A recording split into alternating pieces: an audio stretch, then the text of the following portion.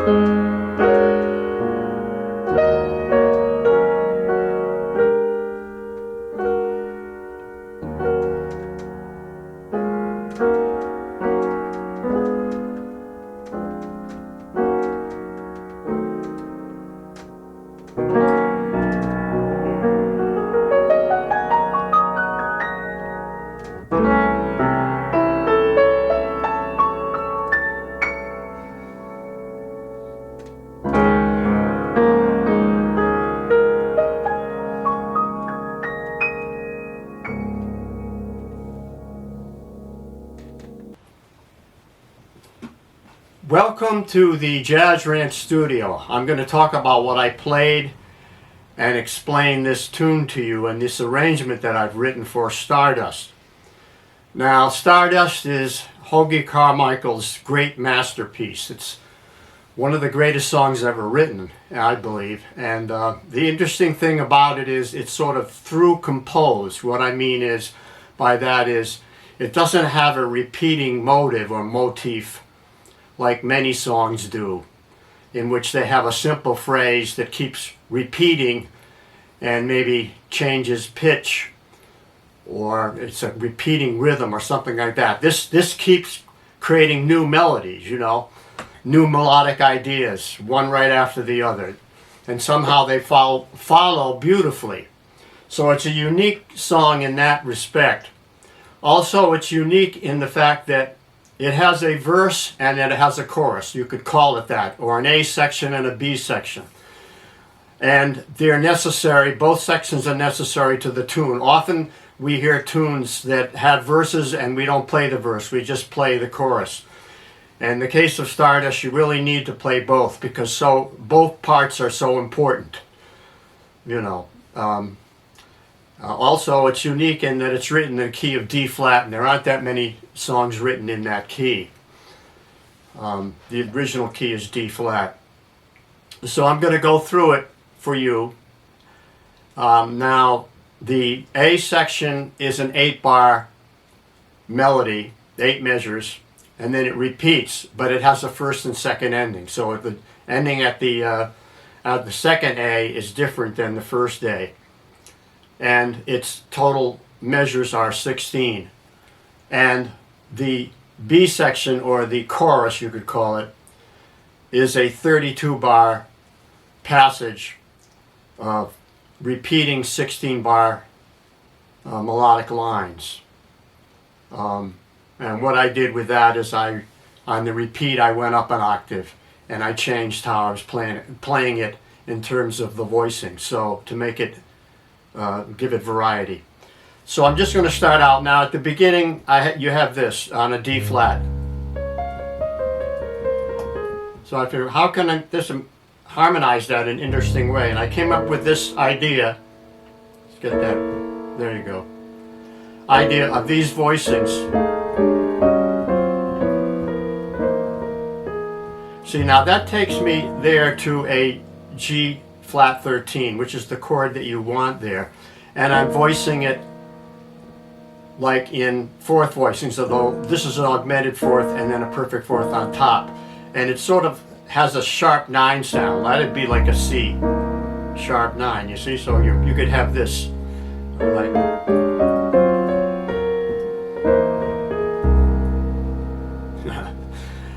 but it's actually a G flat 9 chord with a sharp 11 or 13, yeah. So I like that sound of harmonizing that line that way.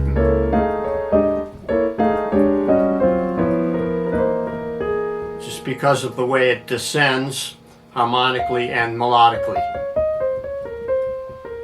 You see how it's descending to that G flat chord there now.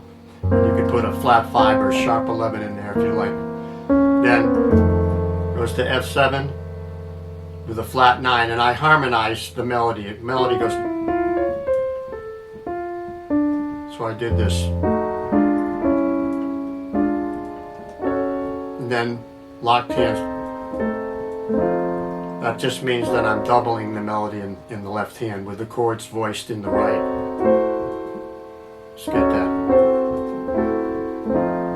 That's very precise now, how you have to get every note right for it to sound right.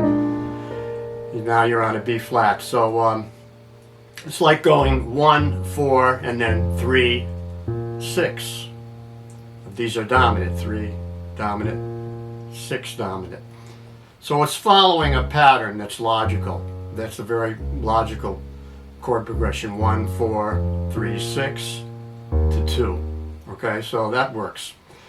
And on the 6 now, I'm not just going to sit on the chord, but I'm going to do a rising line, taking me to the first inversion, and then an approach chord to the 2 from a whole half step above. Now that's a nice sound. Minor 9s. Now here I have harmonized this. Those are like drop 2 voices, just meaning if I voiced it like this, I'm just putting that second note, that note down an octave. Let's see, where am I? Yeah. There's a fourth voicing there. Now there's a tritone substitute taking me to the 3 chord, F minor, 7. Now I have this harmonized. Just a nice sounding harmony. Stepwise approach to now a G minor chord. So that's like really not a chord in the scale. 1, 2, 3, 4. It's a sharp 4 minors, but it's creating a 2-5 progression to get us to F minor. The C7, I did this like that sound with the sharp 11 and the flat 9.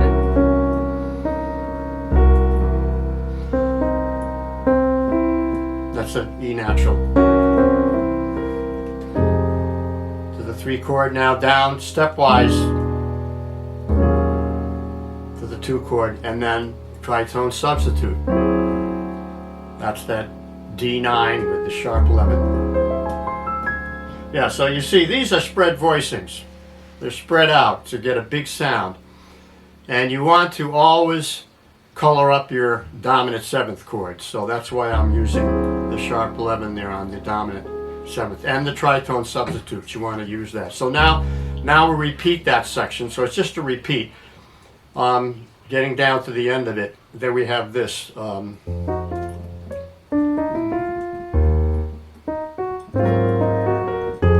Here, instead of going to that chord now, I go to this chord.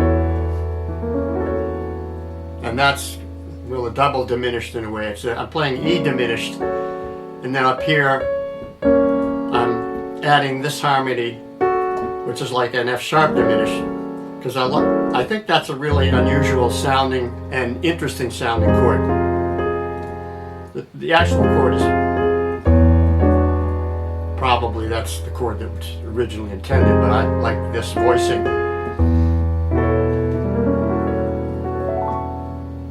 And then you have this, and I voiced it in fourths, this one. A pretty sound, right? Yeah. Then fourths don't work there. Then go back to drop 2 here. Now here, tritone substitute. The original chord there, I believe, would have been would have resolved to the 1. It would have gone 2, 5, 1 to a 1, maybe dominant. But I go, yeah, you know, because we're gonna be going now to the 4 chord. So that's the end of the A section. That was 16 bars. Now we're going to the chorus. So that was like a verse. Now we're going to the chorus, and we have this. And this is the melody that everybody knows.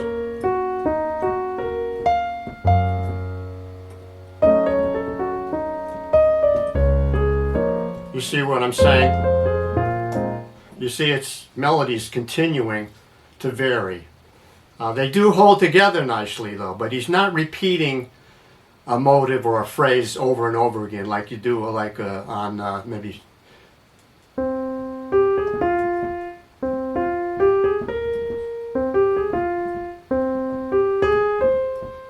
You know, Summer knows, or any tune that has a repeating idea or a motive, a motif of a single simple melodic line repeating either rhythmically or melodically. It just keeps creating new ideas that hold together beautifully. So those pickup notes there,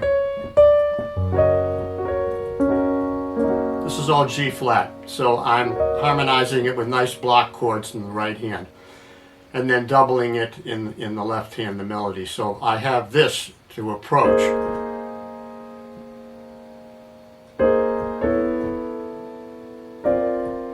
Okay, those are just variations on 4th voicings. These are 4ths and then a 3rd on top. It's just a really pretty sound. Now these are straight block chords in 6/6. That's a G flat 6. Big block chords. And I did something like this. Like 10ths in the left hand. But you could just double the melody. You'd get a nice sound.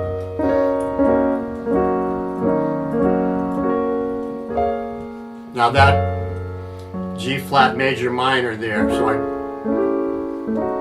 I did that to harmonize it in the left hand in block chord formation. Now you have this, so it goes to F sharp to B7. Now we get to the 1 chord here. Here's our 1, 4, 3, 6 pattern again. See, so he's using harmonic patterns that follow and that repeat. So that gives it a coherent sound, even though there's a different melody now. 3, 6, 6 dominant. I use the sus there, then the flat 9 is nice, then the 2 chord here. Harmonizing these block chords. These are straight spread voicings now. Okay, so there's your 5 chord alter. You know, it's got the flat 9 in it, and the sharp 11 again, and a 13 up here. 2 chord. Now we're going to just sit on there. I go.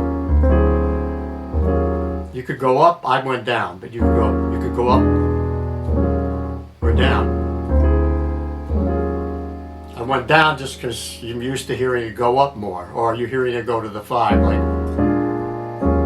But you could go up or down. It's just any chromatic approach to a chord is going to work like there. So those are chromatic approaches. Now I put the 5 in, or the 5 of the.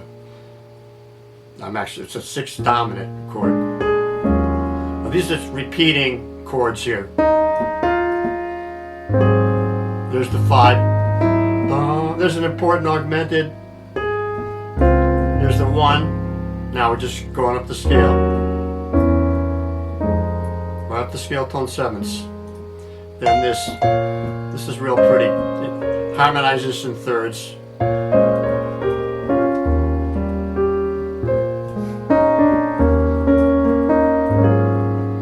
See what I mean? All new ideas coming at you. And that's the melody for the 16 bars, and then it's going to repeat. So on the repeat, I'm going to take it up an octave so that I'm just not repeating myself. And this is something I learned from Bill Evans. He always develops new ideas in his arrangements. So you go up an octave, you'd have this. And now, rather than block chords, I'm using open chords in the right hand with harmony. So octaves and 1 harmony note like this. And I like to get that rolled sound. It's pretty. And if you want, you put that minor in there if you want. And then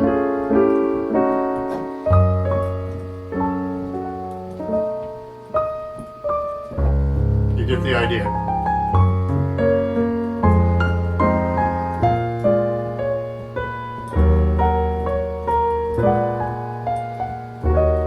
Block chords. Now I'm repeating what I did previously. But now we have new melody, a new melodic idea. So this is just like a second ending. Okay, we're going to the 4 chord, but now the 4 minor.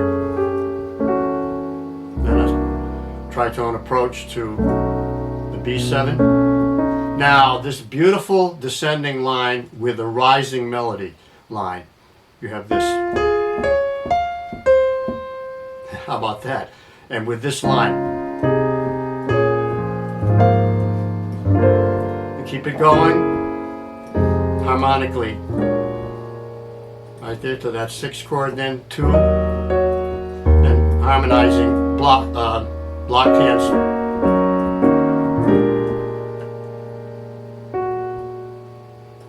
Two chord.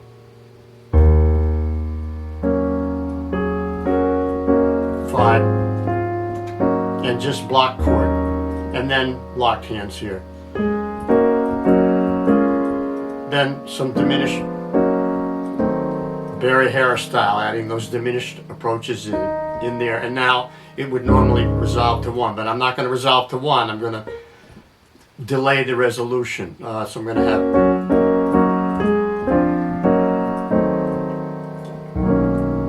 whole step below tonic, then rise up to it. and then tonic with arpeggios in there. You heard that. So that's a look at the arrangement, and you should download this. And I meant to say do that first, but you can watch this again, download the score, and follow along with my playing of the score. Try to learn it and learn some of these techniques and some of these ideas. And now I'm going to play it for you just off the cuff using just the lead sheet.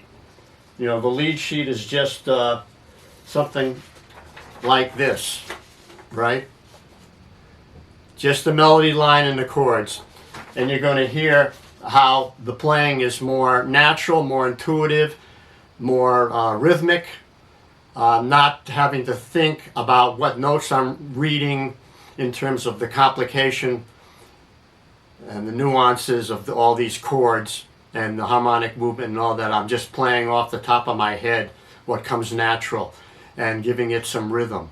So you can compare the two versions and see what you like about each one.